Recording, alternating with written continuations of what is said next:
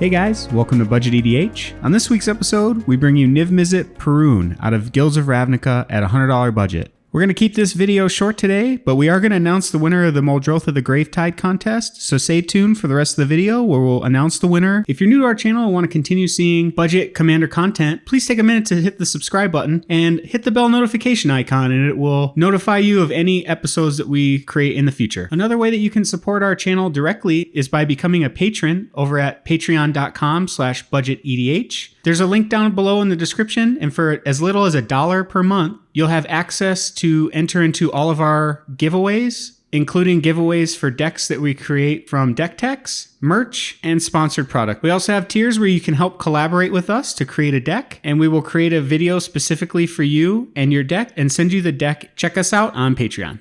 We're pleased to announce the winner of our Muldrotha of the Gravetide contest, and the winner comes to us from Twitter, and it's at Timblester. Congratulations. Thank you to everyone who participated in the contest. It really means a lot for all the subscriptions and support that we've had over the last couple of months since starting this channel. And we do have a lot of other giveaways planned and have something special planned for when we hit 1,000 subscribers. So if you haven't already subscribed, now's the perfect time to do it, and you'll get in before the next contest. Niv-Mizzet Parun is blue, blue, blue, red, red, red for a legendary creature, dragon wizard. It says, this spell can't be countered, and it has flying. Whenever you draw a card, Niv-Mizzet Parun deals 1 damage to any target. Whenever a player casts an instant or sorcery spell, you draw a card. With this Niv-Mizzet deck, we are looking to play a combo control strategy. So since Niv-Mizzet costs 6 converted mana cost, he does come down at a point in the game where your opponents have already built up a board presence, and some of them may be already trying to win the game at this point, depending on your meta. So we do want to have a lot of elements in this deck to where we're able to interact with our opponents in the early game and then try to combo off after we play our Niv-Mizzet. We do have some spells in this deck that are going to help us reduce the mana cost of our spells, and there is a lot of ramp to get your Niv-Mizzet down early.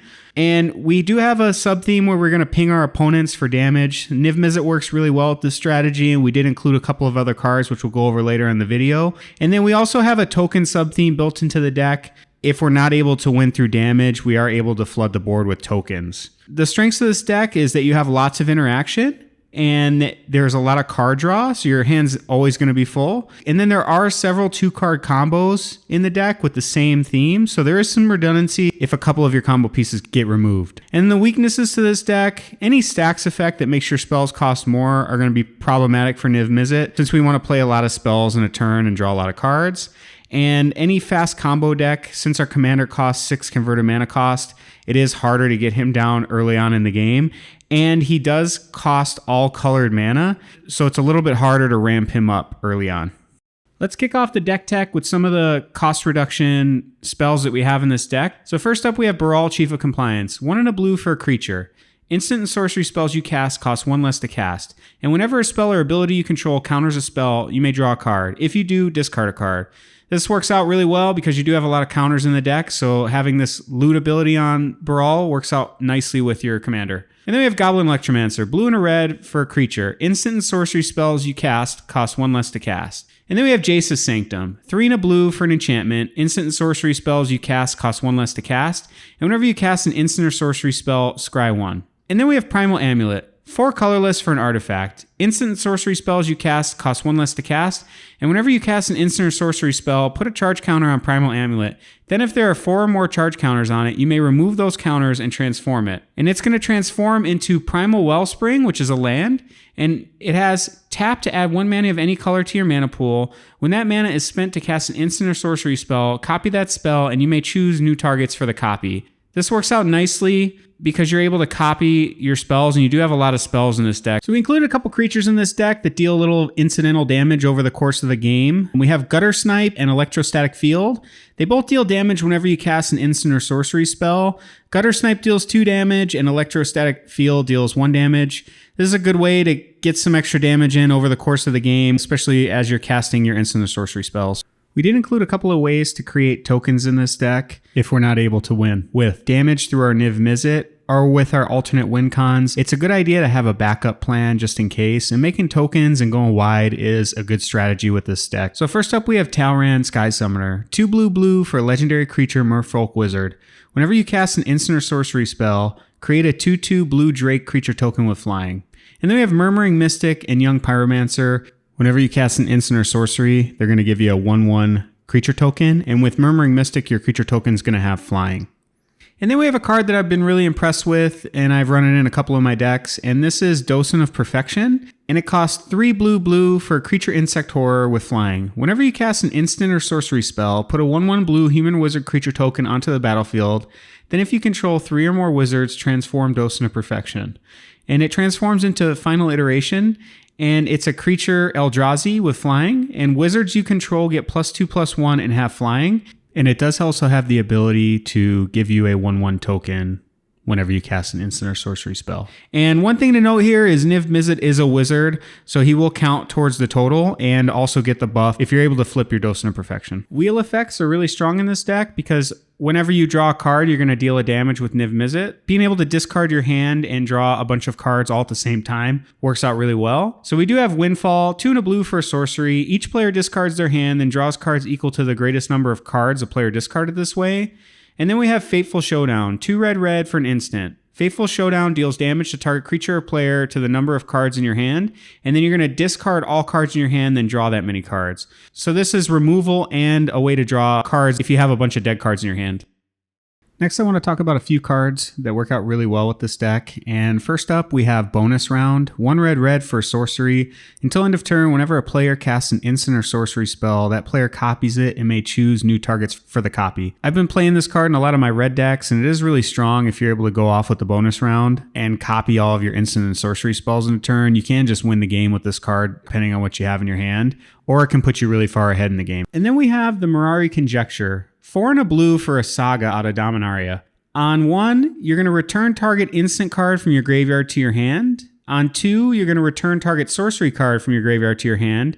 And then on 3, until end of turn, whenever you cast an instant or sorcery spell, copy it. You may choose new targets for the copy. This card is really powerful. The only downside is it is very telegraphed, so your opponents are going to see this coming a mile away. But even if you're able to return an instant card from your graveyard with this card, it is still pretty powerful. Then we have Thousand Year Storm, 4 blue for an enchantment. Whenever you cast an instant or sorcery spell, copy it for each other instant and sorcery spell you've cast before it this turn. You may choose new targets for the copies.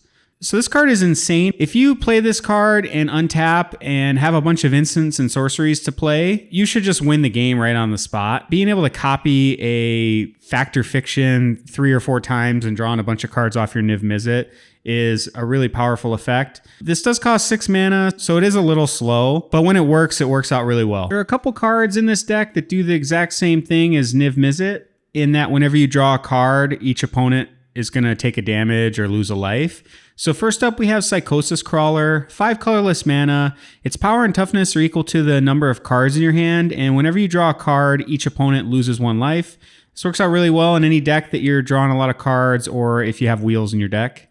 And then we have Niv-Mizzet, the Firemind. It's just another Niv-Mizzet. This one has, whenever you draw a card, Niv-Mizzet, the Firemind deals 1 damage to any target, and you can tap them to draw a card at any time as well. Our main win condition in this deck is a 2-card combo, and it works with any of the 3 cards you see here on the screen. So we have Curiosity, Ophidian Eye, and Tandem Lookout. And if you pair any of these 3 with your Niv-Mizzet, you can give Niv-Mizzet the ability that whenever he deals damage to an opponent, you draw a card. And Niv-Mizzet has the ability that whenever you draw a card, you deal a damage to your opponent. What happens is you have your Niv-Mizzet out on the battlefield, and you play Curiosity, for example, targeting your Niv-Mizzet to give him the ability.